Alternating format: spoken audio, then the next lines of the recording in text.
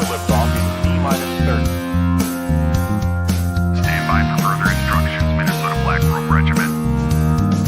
Secondary guidance systems engaged. Minnesota Black Robe Regiment, it will be on my mark.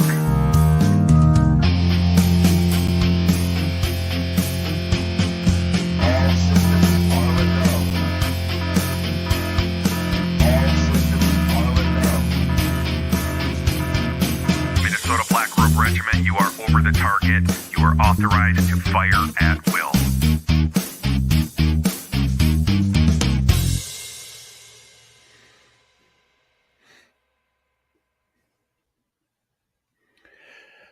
Well, hey, thanks for stopping by yet again for another live stream today. This was scheduled-ish. It's it's actually a really important conversation because the primary is on Tuesday, and the person that I have on, Rachel Davis, is running against Kurt Daudt, and as tagline on her campaign website says, is no doubt about it.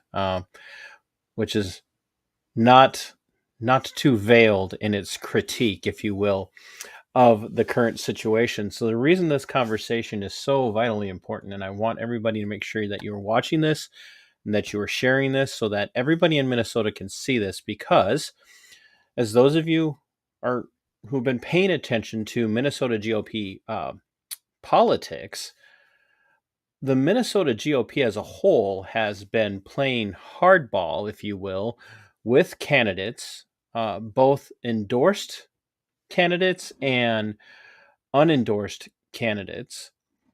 And in particular,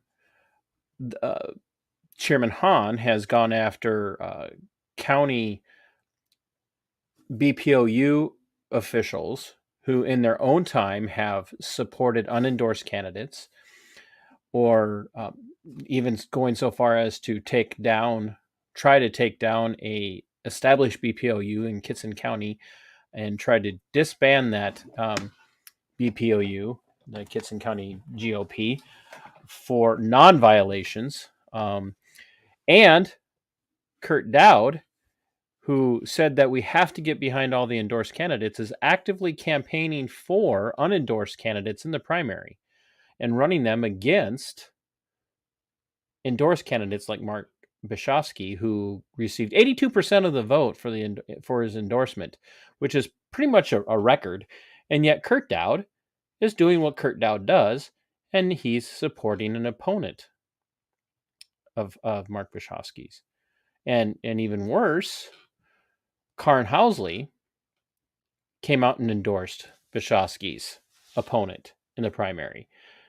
So I'm very happy to have Rachel Davis on, who has decided she is going to give Kurt Daudt what for. And from the feedback that I've been getting, it's been going swimmingly well for Rachel. It sounds like she has been getting a lot of vocal support. I mean, I don't know. We'll find out from Rachel, because it's been her that's been doing the legwork, if you will. But before we get any further, make sure you're commenting, and sharing this. If you're not subscribed to my channel, make sure you are subscribed to the channel. If you haven't gone over and checked out Rachel's website for her campaign, it is in the description of this video. I would encourage you to go over there and help, and call everybody in her district that you know and tell them to vote for her in the primary, because we need to get rid of Daudt. There's no doubt about it, as she says. And then if you need coffee, I'm selling coffee. If you didn't know, I sell coffee and merchandise, because, that's what important podcasters like myself do. We sell merchandise because we just want to live off of our supporters. And that's why my subscribe star is scrolling across the bottom. So you can just go over there and forego your coffee, buy coffee from me, or support me on Subscribestar. But we're going to bring Rachel in. Hello. And let me unmute you. Hello, Rachel. Hi. How you doing? I'm good. How are you doing? I'm wonderful. We've known each other for a couple of years now. We had a very interesting. Terry had to remind me of this the other day on the phone, because Terry had an interesting experience this week with Sherburne County, and she had her Tiananmen Square moment, as I have taken to calling it, and somebody said, "Oh, Terry said she knows you. I guess you guys met." And so we got on the phone on Wednesday, and she said, "Yeah, you escorted Rachel and I to our cars at the end of a rally." I called it a protest, and Terry says, "I don't go to protests." So I guess that was our first meeting, and we subsequently have seen each other at different events across the capital area and other places. So is that really the first time we met? That's been 2 years. Has it been that long? Yeah, I know. Time being connected with me makes everything go so much faster and better. A lot has happened because of the pandemic and a lot of stress. Everybody's kind of stressed out about everything. So hopefully everybody gets out and votes on Tuesday. That would be really good. Yeah. How's the door knocking been going? Really good. Most people. How do you have time? I don't require a lot of sleep.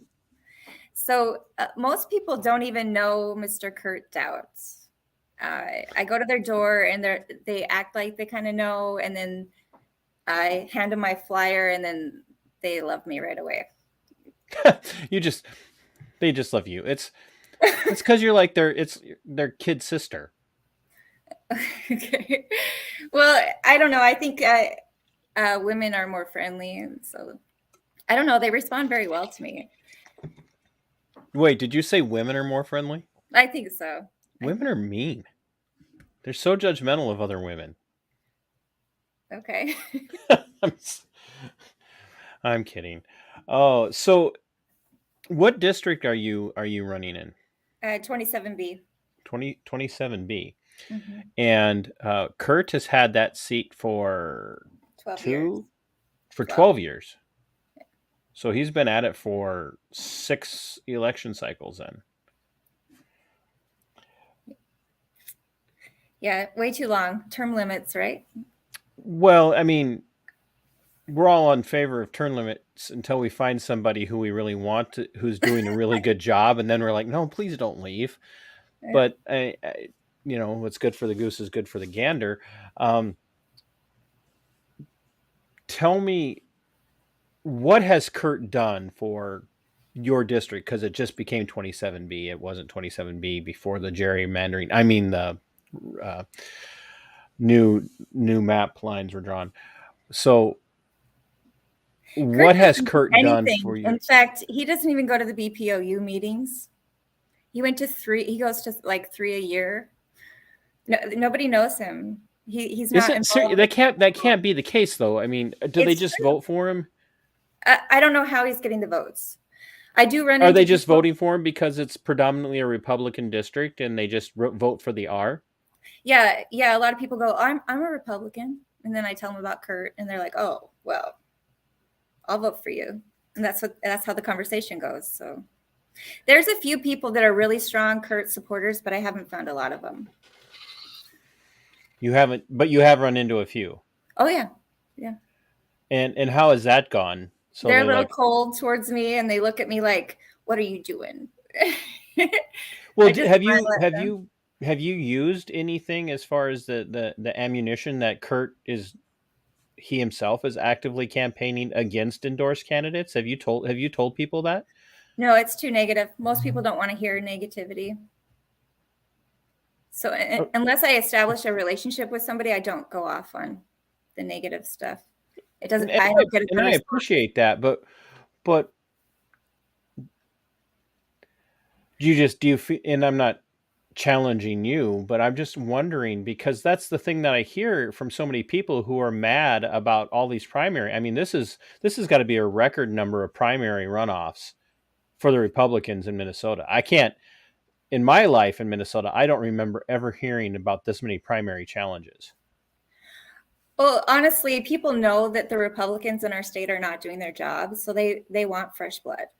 Everybody does. They think somebody else can do a better job. Anybody. Well, you could put a dead frog in place of some of these people, and it would do better Yeah. than a lot of the GOP. Yeah. I'm done. You've heard me. I'm pretty much done with the GOP. If they don't pull their collective heads out of their collective derrieres after August 9th and wake up, I'm well. I told Mark on Monday night. Yeah, it was Monday night. I think I told Mark on Monday night that I'm ready to tell people to vote for third party. It's hard to win with a third party, though. So most people just not to win, to hand it over to the DFL. I know that sounds absolutely. She's all of a sudden we're gonna have connection issues. Because here's what I'm seeing. Look at how they're treating Mark. You know Mark. Mm-hmm. Look at how they're treating Mark. Look how they've treated Amanda in Kitson County. Look at how they have how the GOP has allowed Wiesenberg to be treated with his situation, and how they've treated Nathan Miller, and on and on and on and on and on. Across the board. These grassroots, constitutionally minded, constitutional originalist conservatives are coming in and they want to run. And there's a couple of situations like you got Walter Hudson, who's got a solid constitutional, and I know Walt. He's got a solid constitutional record, and his BPOU supported him. Stephen Lowell's got a solid constitutional record or backbone, and he got the endorsement for Senate without a challenger. But across the board, there's a lot of these races that are either open for challenge. You've got Mortensen in his district. Nobody got an endorsement, and the GOP establishment is going hard against him yet again. And and Mortensen will tell you he's a magnet for that. He brings it on himself, but now they're doing it to guys like Bashofsky, and I can't imagine the Minnesota GOP has been real supportive of Rachel Davis. Not at all. They really do not like me. I can't imagine what you've done. It's a good thing when they don't like you, though. Well, no, I agree, because they liked Jen Carnahan. Mm-hmm. So, I mean, what do we do? What sets you apart in a positive sense, then, since Daudt has done nothing and we don't want to go negative? I mean, my audience, the people that are going to be watching us, it's our audience tonight.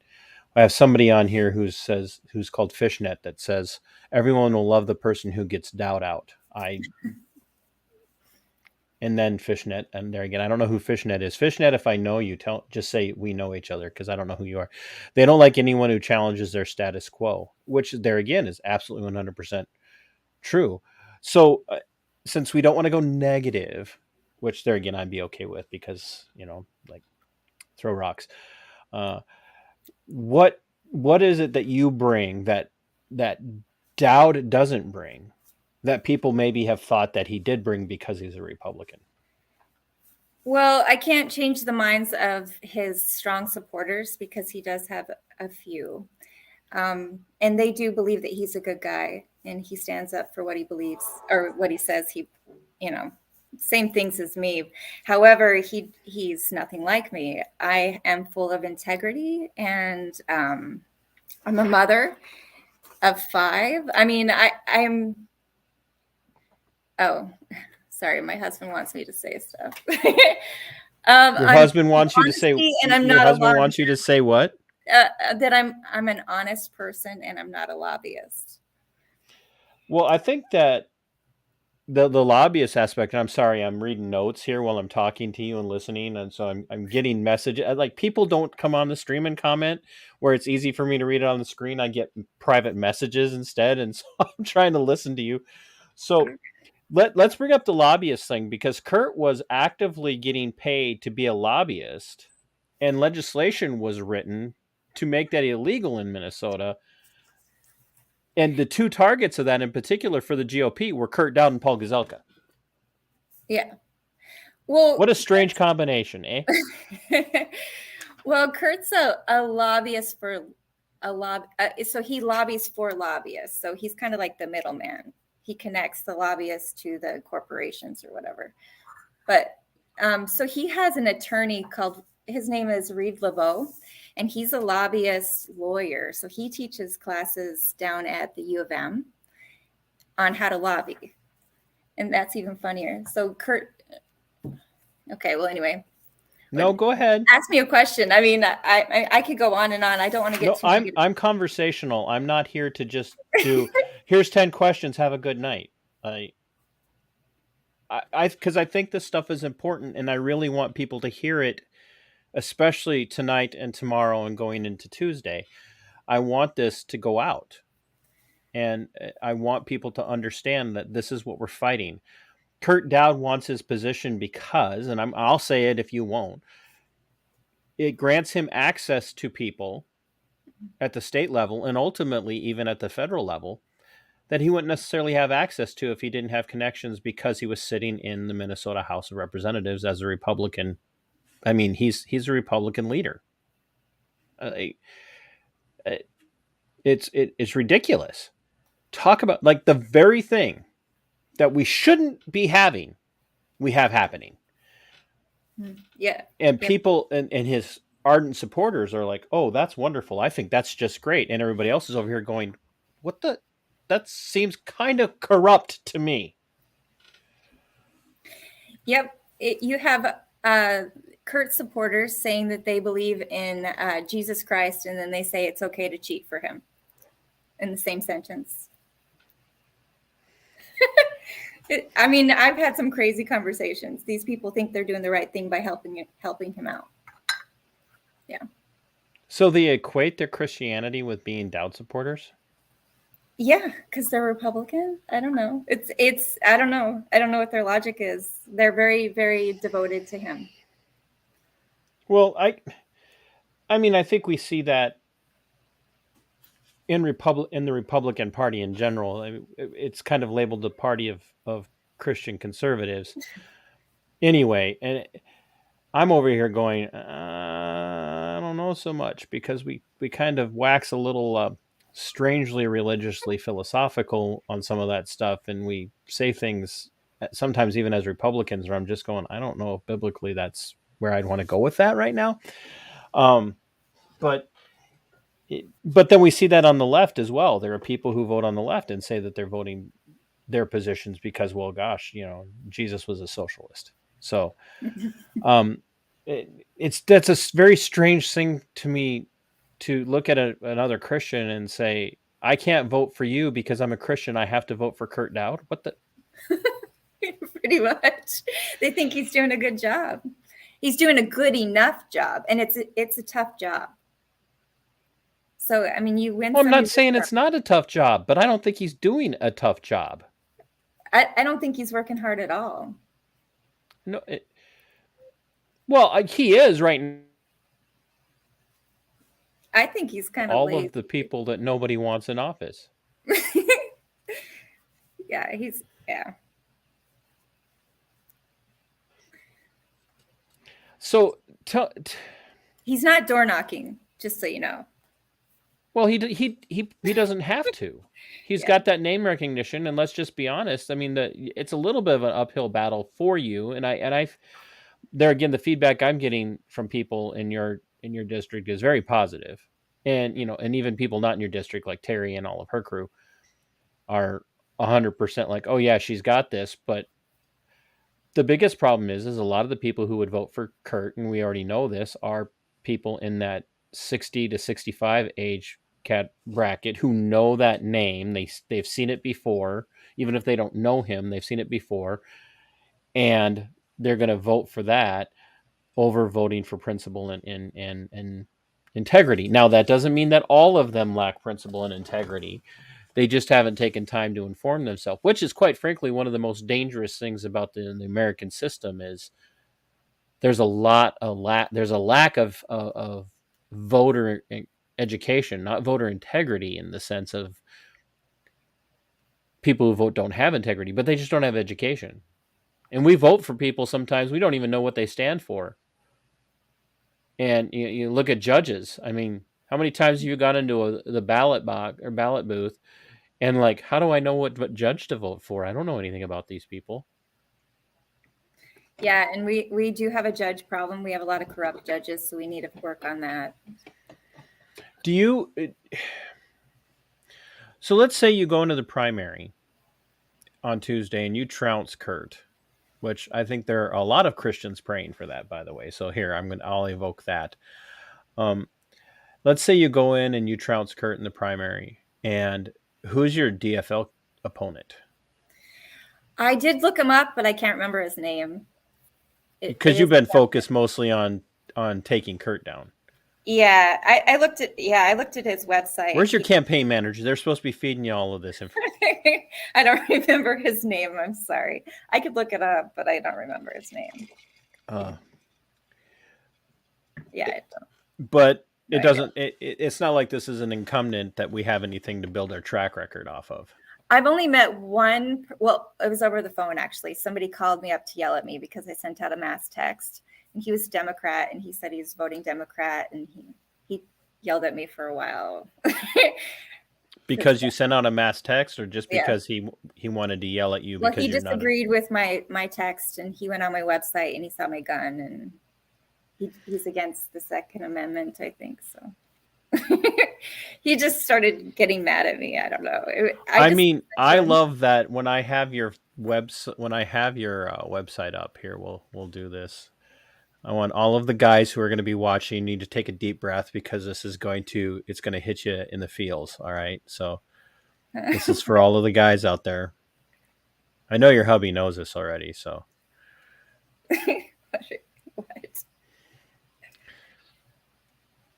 That right there, ladies and gentlemen, is a woman you can vote for. Okay. She's holding a hunting rifle with a massive scope.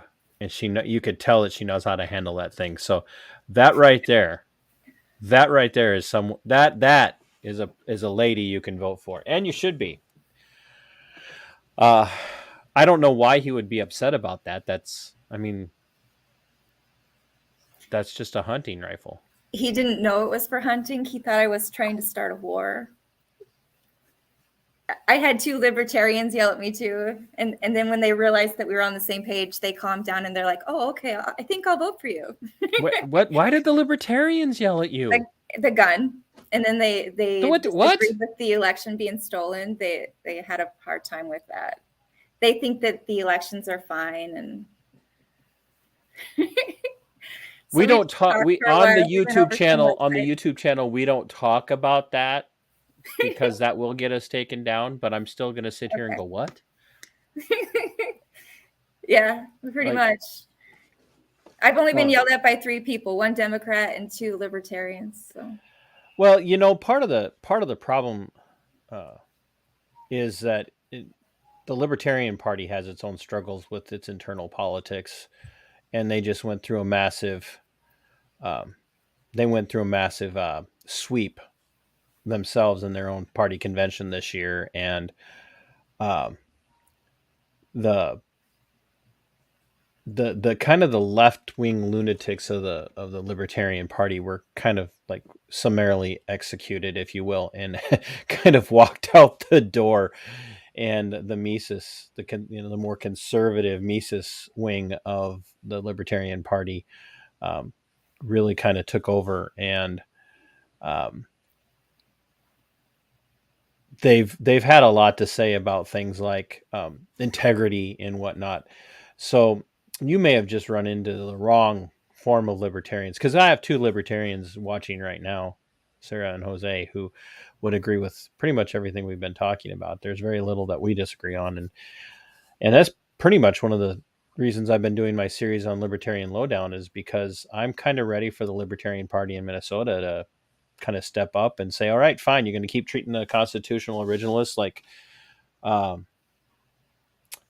Rachel and Mark and others the way you're going to treat them, then maybe we do go over to the Libertarian Party for the general election. And here's why I say this, and I don't know. You were at the convention. I was. You saw how that played out. I did. You saw the shenanigans. You saw how they treated Neil. You saw how they treated Mike. The questions about voting there with their little clickers.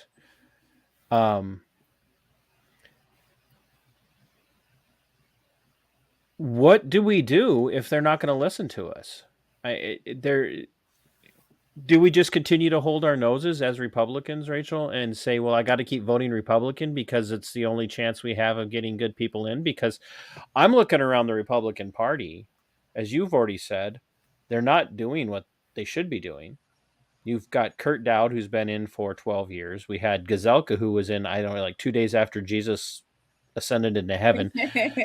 And now he's retired after trying to foil the governor's race as best as he could. I got a guy down here in my county, Fillmore County, is Greg Davids, who's a load. He told business owners here, you just have to comply with the governor's executive orders, because if you don't, they're gonna nickel and dime you to death or throw you in jail. There's nothing I can do. I think this is our Republican leadership in the face of tyranny and the onslaught of ridiculous unconstitutional mandates. What other options are there for conservative traditional Republicans besides looking at maybe the Libertarian Party if we don't have big wins in the primary and then going into the general election? Well, I think the biggest thing is that most people are actually like us. We just have to get them off the couch and get them to vote. And then we can they just need to know what their options are. People don't know what to do, and they just need to be informed. So it just starts by door knocking and phone calling, and that's the best way, I think. But what do you do? What do you do with the statements that so many people make, who are like, I have to vote for who I think can win? I've got a friend that says that to me constantly. I like, whether I like it or not, I have to vote for the person that I think can win. Well, at the convention, I even had people in that I was sitting next to that were like, when do you start voting for the God person? And we all just agreed, maybe you should just start voting for who you think is supposed to be in office instead of who you think is going to win. When do you vote for the God person? Yeah, the person that represents God and our freedom. Well, okay, so let me I would posit that Christianity is a huge part of why we have the country we have. We've lost our morals, and that's why our country is as bad as it is right now. We need to bring morals back. We need to bring prayer back. I mean, why was that ever taken out of school? That's ridiculous. This is a Christian country, and we need to keep it that way.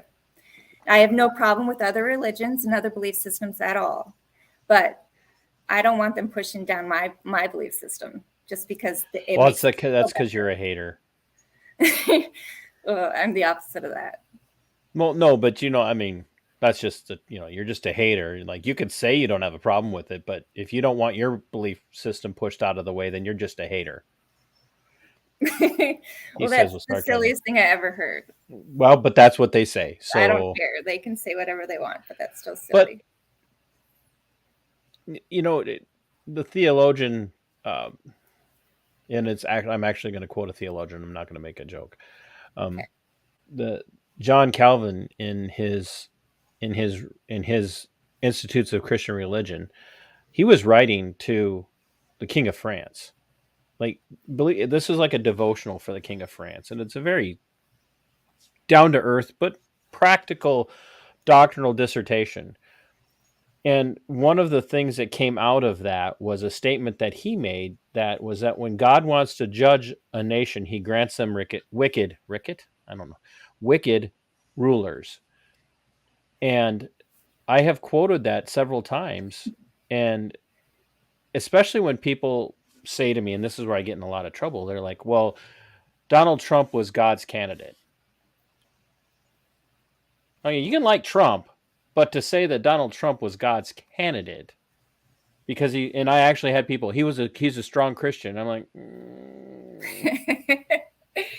are you sure that's the direction you want to go with that one? I think that we can vote our principles, and we should, and I think we should vote our ethics, and I think we should vote integrity wise. But I think at the same time, we also have to get to a place where we're saying to ourselves, like, sometimes we have to recognize that the person who might be best for the job isn't necessarily going to be a Christian of our stripe. It could be somebody who's we talk about RINOs. It could be a person who's kind of a Christian in name only. They were raised going to church, but they really don't have a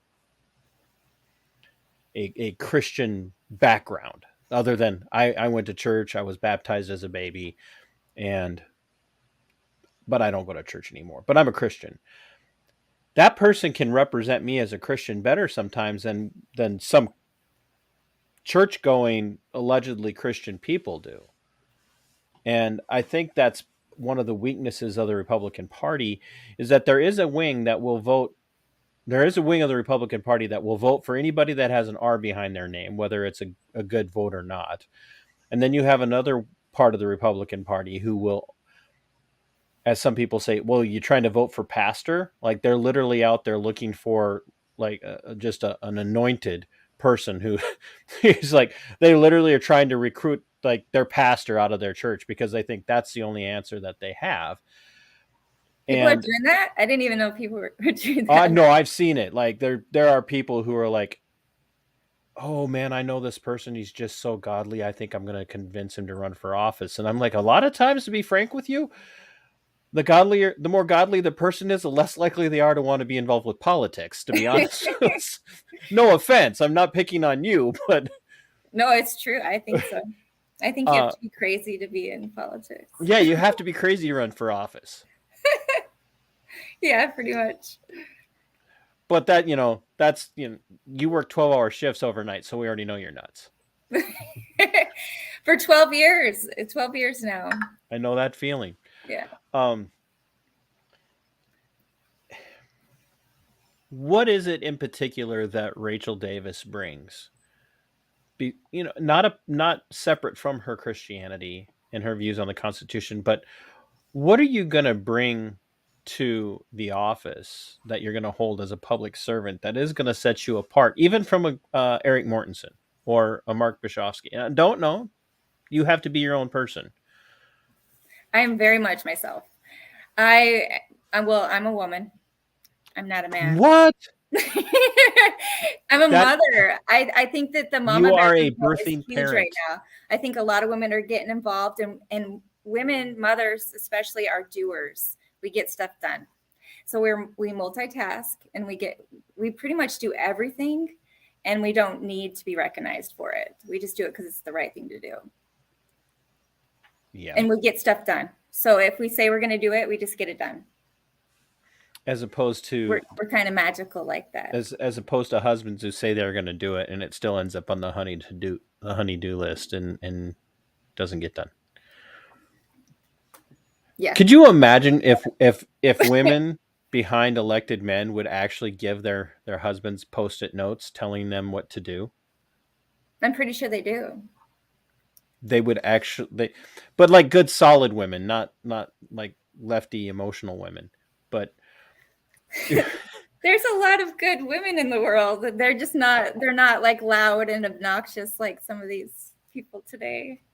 I don't know who you're talking about. I don't know any loud, obnoxious people, Rachel. I do. I couldn't possibly know anyone like that in my own personal life at all, anywhere. Do you foresee coming out of the general election, beating your DFL opponent, and walking into the House on that first day, getting sworn in, and having an uphill fight, even within your own party? Oh yeah. Oh yeah. She's like, that's it. Just yeah. Yeah. Challenges are good. They keep you alive. That's true. They do. But let's look at Mort. Mort's been kind of homeless for his entire term, and he'll tell you he kind of brought it on himself because he did. He went and rocked the boat. And there are people who I think could be good allies if folks like you and Mort and Mark and others go in there and they're willing to work with the Drizkowskis and Munson won't be there, but you get the Drizkowskis and stuff, and you're willing to work with them. Because, and this has been one of my critiques of a certain segment of the Patriot movement, especially within the Republican Party, is I have no problem calling out a RINO when I see a RINO. Kurt Daudt is a RINO. Paul Gazelka was a RINO. I now know that Karen Housley is what I suspected she was, which is a RINO. A lot of the BPOU leadership across the state of Minnesota are RINOs. The state committee is full of RINOs. But not every single person who doesn't see exactly eye to eye with me on an issue within the Republican Party is a RINO. And I think that's a direction, because we're so frustrated and so fed up, I think that's a direction we tend to go, is like, oh, you don't agree with me on this, and you're clearly a RINO. Well, no, we just don't agree on this particular issue or this part of the issue. So how do we get to a place where we can work together? Because you might have a person who is very much pro Second Amendment, but doesn't necessarily have exactly the same view on how a permit to carry system should work. Now, I personally, and I would imagine you're the same way, I think Minnesota should be constitutional carry because I don't know, well, the Constitution. It's pretty simple. Yeah, it is pretty simple. But there are some people out there who were not raised in that environment, who are constitutionally minded and don't believe in red flag laws, who would never support a red flag law, who are against gun confiscation, but are still going to say, I don't necessarily have an issue with someone who needing a permit to carry a concealed weapon in Minnesota. Do we label that person a RINO, or do we find a way to work with them? We can work with that. If they're already that far on the right track, it's pretty easy to pull them all the way over. I like how you say pull them over instead of, do you see what I have seen, which is there's a lot of talk within the Republican leadership of reaching across the aisle. We have to reach across the aisle. We got to work with the people on the other side. And I have been saying this for 2 years or more, but especially for the last 2 years, under the COOF and all of that. I call that virus the COOF, because if you name the virus still, they'll flag you. But because of the virus reactions and all of that, I've been saying, look, I'm tired of reaching across the aisle. I don't want to meet these people in the middle because they're not willing to meet in the middle. The left will not come to us in the middle. That's actually not true. I've met quite a few Democrats that completely do not like Kurt, by the way. And we were discussing some issues. The most beautiful thing about the ones that I ran into is that they are doers and they educate themselves. And all you have to do is put the right information in front of them and they'll figure it out on their own. Well, I'm not necessarily talking about Democrats who aren't in office. I'm talking about the ones that are ones in office, reaching across the aisle, because that's, to me, is where we run into our problems in Minnesota, is office holders, elected representatives, the Kurt Dauds and others, are so busy reaching across the aisle to the DFL to try and make arrangements, make agreements, that the people... Why don't we just pull them to our side? I mean, what's all this? Democrats are so great. Let's follow the Democrats. How about they follow us? Like, this is ridiculous. We are awesome. We need to start showing our awesomeness, because seriously, this is ridiculous. I'm not going to follow the Democrats and do what the Democrats are doing. I'm going to do what Rachel does because I will win. Yeah. I like that. We're people that believe that, and then we'll have a winning team, and it'll be a success. We can do this. I 100% agree. I think that we've complicated it. It's simple.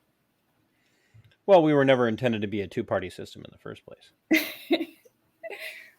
We can get them on our side. It won't be that difficult. Do you think it will? Do you really think that you can pull the urban DFLers to the right? Because I Easily. They think a lot like us. We just have to show them the common ground and then kind of go, so give me an example of common ground that you think you can pull them to the right on without you having to move to the left. well, give me a topic because there's a lot of things. Okay, let's start with the one that everybody's really been harping on within the Republican Party for the last couple of years, but especially this election cycle. The ominous. I do that every time. Omnibus bills should not exist, and no GOP constitutionalists should be supporting it. Do you agree with that? That it should be single item bills? Absolutely. Okay, so it's the law in Minnesota, constitutionally in Minnesota, it's the law.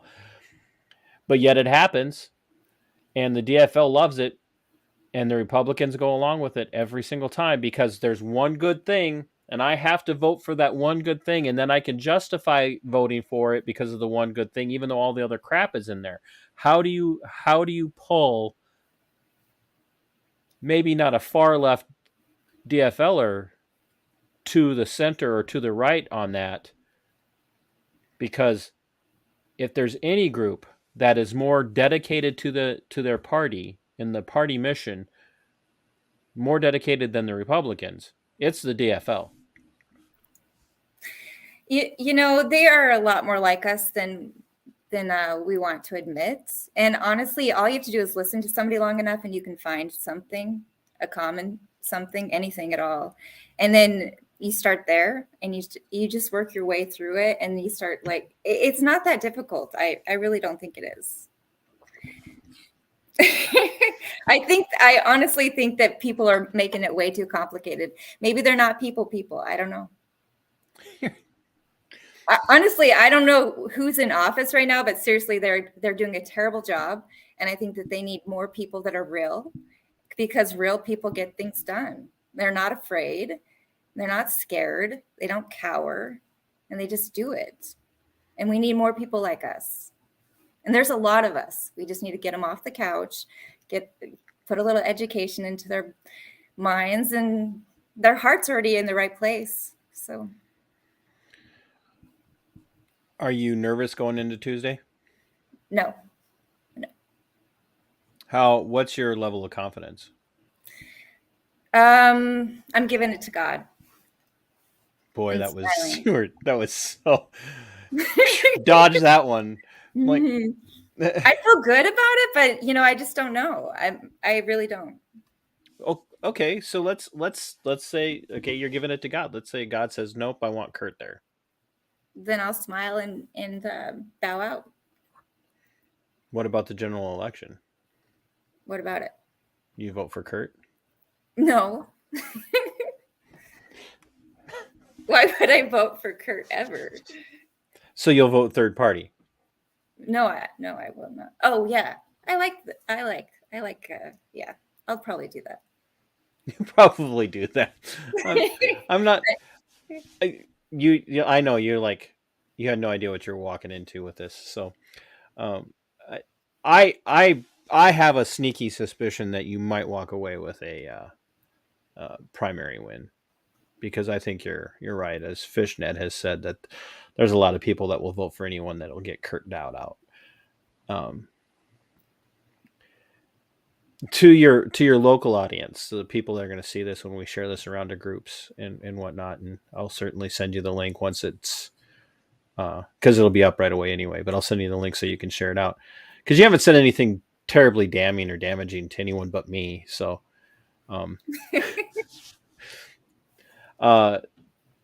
what do you want your constituents, your base, that primary base, to know is going to give them confidence that you are the real deal, that you're not just somebody coming in to spoil an election? Because that's the other thing with primaries. Oh, you're just spoiling the election. You're just here to waste money.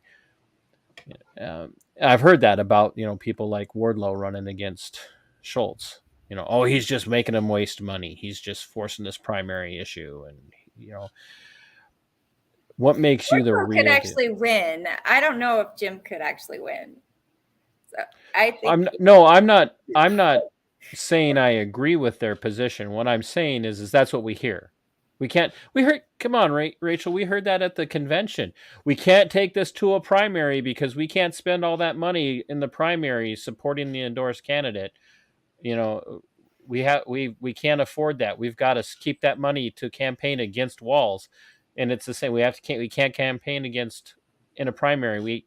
Because we have to have that money to take down Ellison. And we hear that just across the board.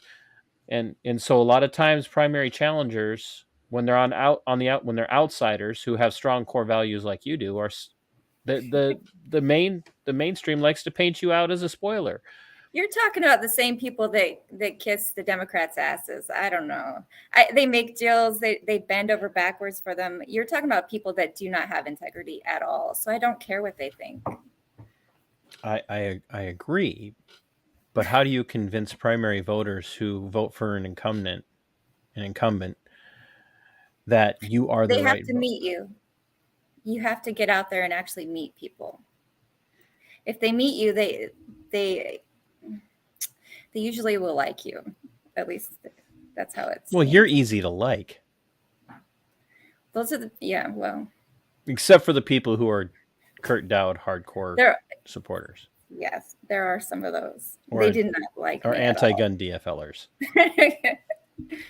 No, even those, they liked me too. Because they don't like Kurt. Yeah, they don't like Kurt at all. They said that Kurt made a lot of promises, empty promises. Have you made any promises? No, just that I would listen to them and try to work with them.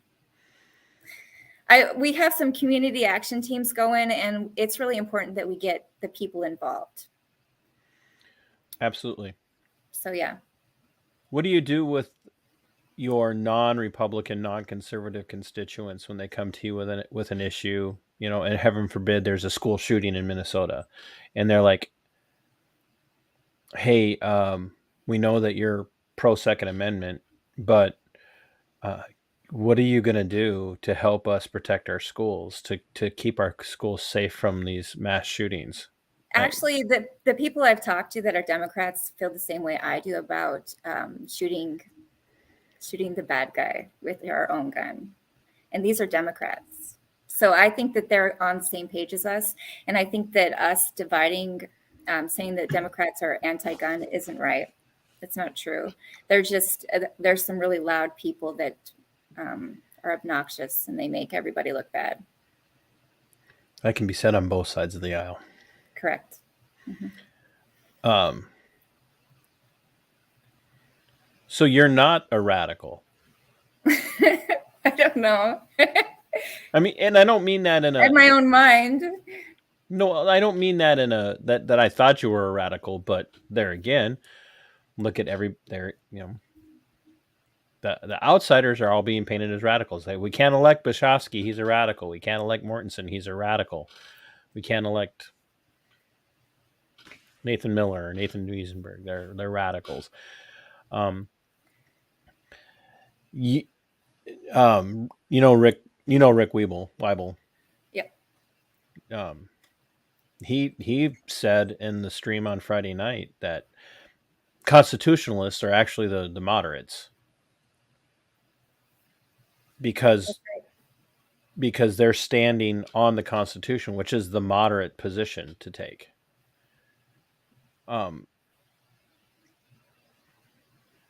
What are you going to do to unite a hurting party when you get into office?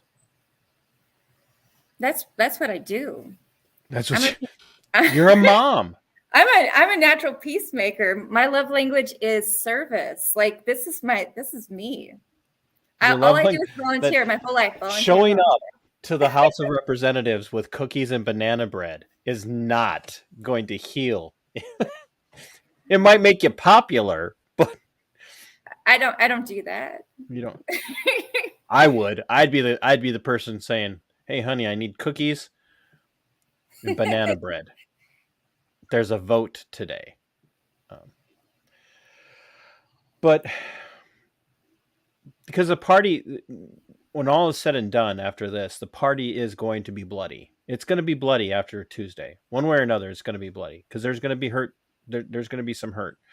Kurt's going to lose, and Han's going to be mad, and you're going to win in the general, and there are going to be people in the House who are going to not want to work with you, just like they didn't want to work with Eric.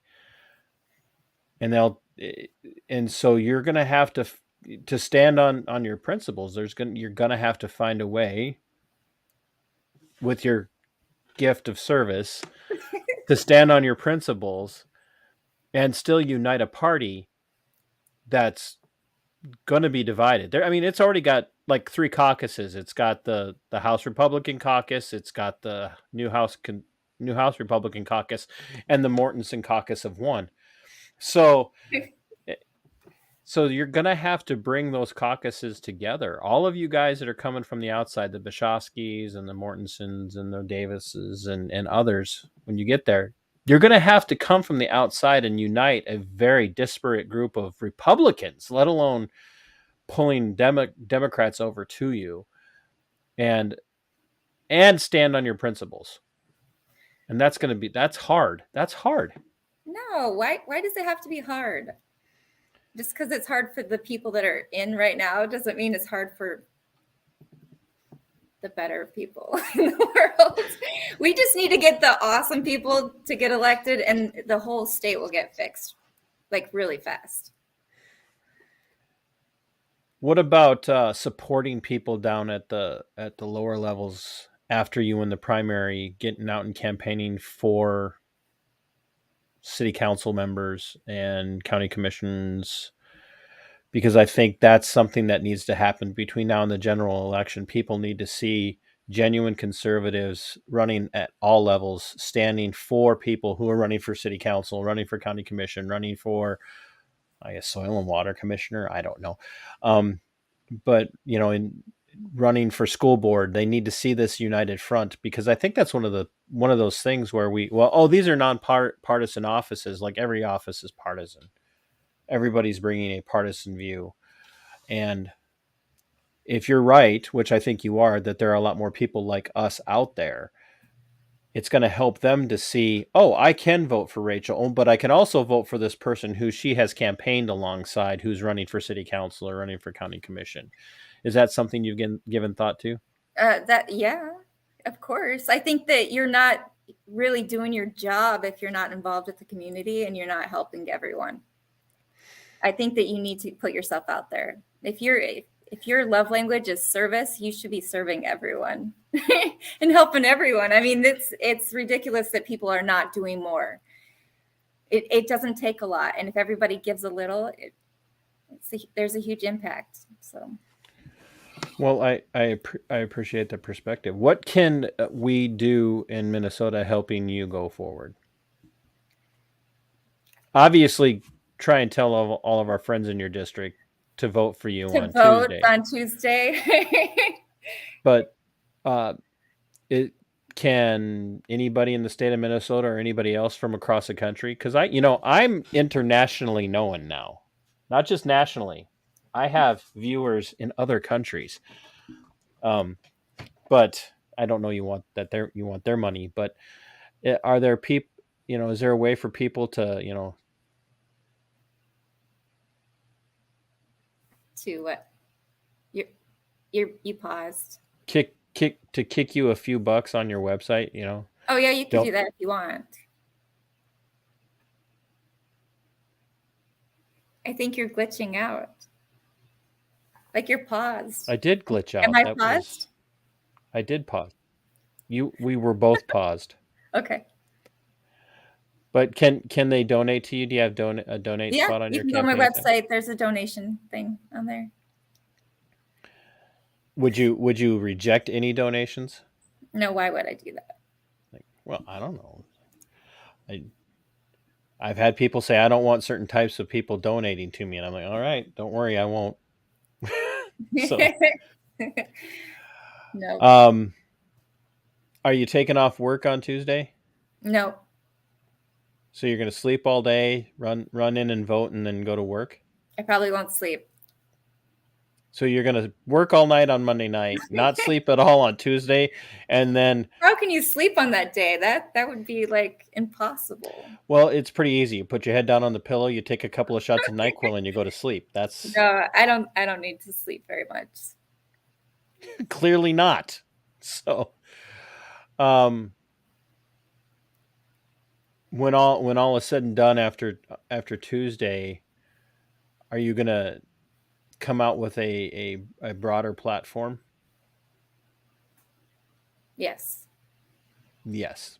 You look it up at the campaign manager over there going, what's he mean by that? He's trying to say a lot of things, but I don't know what he's saying, so I'm not looking at Is him. he just should he have just done the interview? Probably. Oh. I'm trying not to like put you too much on the spot, but I want to ask the the hardcore questions like how many people have you killed in your life, the strange things that come up in like mainstream TV interviews. Like, what so we have a report from the police department here that you were caught in a hotel room with 4 donkeys and a chicken. Just strange things like that. That stuff gets airtime, but it just doesn't do you any good in a campaign. So you are going to be a uniter. Your gift is service, but you're going to stand on the Constitution and things like the Second Amendment and the First Amendment and integrity. And you promise that you will not overstay your welcome. Correct. How many terms will you take? 2. So even if you're doing well, and I'll find somebody else. you will find somebody to else, replace and me. then run for A Senate, good leader will recruit and and build then up run good for Senate. leaders. I'm not going to say what I'm going to do. Rachel for vice president. Well, I appreciate your time, and I wanted to be able to do this before the primary on Tuesday, and we have been playing heck trying to schedule it since you have a job. I have no idea what that's like anymore. Keep in touch. Let me know how it's going, and I will be watching the. Are you going to have a live feed letting us know how it's looking on Tuesday, or? I know I'll be at work. I do stuff. I'm busy. Got anybody that's going to be posting what it looks like for you? I mean, Probably not. probably not. We'll I'll have just to wait until think positive.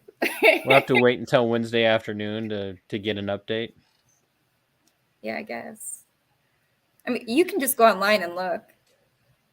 Yeah, that takes all the fun out of it. I like to go to the candidates and see how they're feeling about it. I think it's funner to just go online and look at everybody's numbers. Which district are you in again? 27B. 27B. And you definitely want 27B people to get out there and vote for you on Tuesday, because you are going to change what it means to represent that district. All over the state. All over the state. Oh yeah. We're gonna flip this thing red. Oh yeah. No more of this bluish purple look. Real red, not fake red. Real red, not fake. Yeah, I didn't know there was a fake red. Pinkish or weird. I don't know. Nope. They got some weird things going on in our establishments. I don't know. Yes, that I will agree with.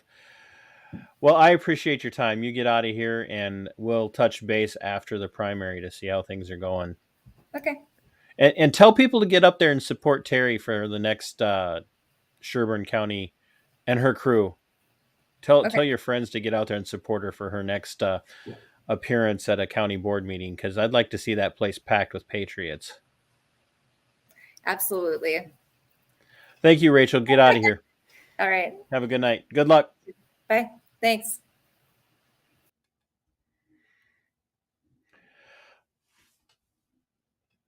She went from not running for office 2 years ago, probably never even looking at it, to saying, I've had enough of Kurt Daudt. And I think we've all had enough of Kurt Daudt, to be quite honest with you. He doesn't even represent me. He's not in my district. But I'd like to get rid of his leadership because he's not helping the state of Minnesota. In fact, he's actually more dangerous than the DFL, and I will grant you this. Rachel is 100% right. I think there are a lot of moderate Democrats out there who do not sit in office, who are scratching their heads saying, I don't recognize my party anymore. Something to be said about that. We're going to be doing a deep dive on the history of the Democratic Farmer Laborers Union here in the state of Minnesota and where it came from and why, and its roots. But there are a lot of people who vote Democrat because they've always voted Democrat and they don't recognize their party anymore. But guess what? There's a lot of people who have always voted Republican do not recognize the Republican Party anymore, especially here in the state of Minnesota. Ronald Reagan, everybody's favorite quintessential Republican, I've got some struggles with some of his philosophy, but he said years ago that he didn't leave the Democrat Party because he was a Democrat. He said, I didn't leave the Democrat Party. The Democrat Party left me. And I'll say this. I, having been a co-vice chair of my county party for, several years ago for a period of time, I walked away from the Republican Party, but mostly because the Republican Party, even in my neck of the woods, had walked away from me. It didn't represent me anymore.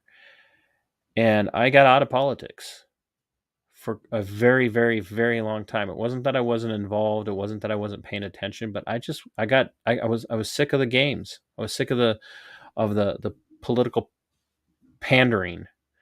And the Republicans are really bad about that. They're very, very bad about pandering. And I agree with what Rachel said, that I think if you're gonna reach, you have to reach across on your principles. You have to reach across and you have to bring them to your side of the argument, because what you have to say is right, because what you have to say is the correct thing. And when you have truth and logic and reasoning on your side, it isn't always going to be comfortable, but you can win people to that through patience and, if you will, of truth. And so if you know people in Rachel's district, if you are in Rachel's district, get out there and support her, vote for her, and vote for the other conservative constitutional originalists that are out there going forward, because we need this to change. Because I'll tell you right now, if the RINOs walk away in power after the primaries, I will be actively campaigning to vote third party so that the GOP falls in Minnesota. Because we can't keep doing what we've been doing. When one of the candidates for lieutenant governor here in the state of Minnesota said the Minnesota GOP keeps doing the same thing over and over and over again and expecting a different result. And he was defining that as a very epitome of insanity, because that's what we hear all the time. Insanity is doing the same thing over and over and over again and expecting a different result. Well, Minnesota's GOP has been doing that, and they're getting the same result every time. And it's time for that to end. It's time for the GOP in Minnesota to stop being insane and start standing on grounded ethics and principles, standing on the Constitution, and actually representing the conservative base like they're supposed to. Or we can take our votes elsewhere. Because a lot of times when we vote for the Kurt Dauds of the world, we might win the election, but we end up losing the war. Get out there and support people like Rachel. If you really care about this state, if you care about your principles and your ethics and a solid conservative platform, you have to vote for the Rachels of the world, especially here in Minnesota. Once again, my friends, until next time, stand and fight for your liberties, fight for your principles, fight for your freedoms, because they belong to you. Sic Semper Tyrannis. We are go for liftoff in T-minus 30. Stand by for further instructions, Minnesota Black Robe Regiment. Secondary guidance systems engaged. Minnesota Black Robe Regiment, it will be on my mark.